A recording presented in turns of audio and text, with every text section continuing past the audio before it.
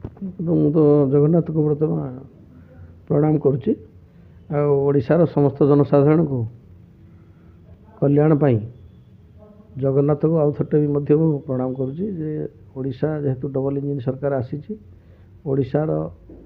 सार्वभौम उन्नति होगी नूतन ओडिशा गठन हो ओडिशा केमती आमर सारा भारत में नंबर 1 राज्य हम ओडिशार समस्त जनसाधारण केमती भलरे रहिबे जो जन कल्याण कार्यक्रम गुड़ाक हो सरकारी स्तर में केंद्र सरकार हो ओडिशा सरकार को केमती साधारण लोक पाखे पहुँचब से मु कोटि कोटि प्रणाम करुच्ची जगन्नाथ को। प्रधानमंत्री कहते पूर्वोदय हम वचन रखिक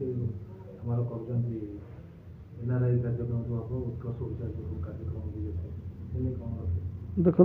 प्रधानमंत्री तो लक्ष्य अच्छी पूर्वोदय विकास से ओडिशा 1 नंबर रे अच्छी एवं प्रवासी भारतीय कार्यक्रम भी अच्छी आपण मैंने जानी ओडिशा को प्रधानमंत्री फोकस रे रखिंट आम जेहेतु डबल इंजिन सरकार रे अच्छु आम बर्तमान यशस्वी प्रधानमंत्री ग्यारंटी नहीं कम करुँ मोदी ग्यारंटी नहीं कम करुँ निश्चित भाव में ओडिशार विकास हम विरोधी दल बर्तमान जेहेतु पावर थे 24 वर्ष है से औषध विक्रय ताटिया कामुड़ विभ्रांति सृष्टि कर विभिन्न प्रकार अपप्रचार कर तेणु मुझे जगन्नाथ ठारे प्रार्थना करुच्ची नूतन वर्ष समस्त मंगल हो एवं ओडिशार समस्त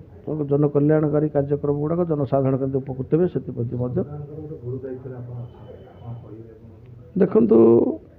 चीफ हुई पोस्टा गुरु दायित्व तो आसेम्बली भी अच्छी सरकार भी अच्छी जेहेतु मुझे नूतन भाव में आसूची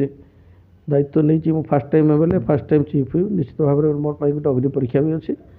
तेणु मु भगवान को डाकुची जगन्नाथ को डाकुची केमती मोर पोस्टा मोर कार्यक्रम गुड़ाक जहाँ मोर दायित्व अच्छे सुचारू रूप से तुलेबी से ध्यान देवी आउ विशेषकर नववर्ष शुभेच्छा 2025 समस्त को मोर अभिनंदन एवं भगवान ठारे प्रार्थना करुच्ची केमती ओडिशावासी ठीक रहे।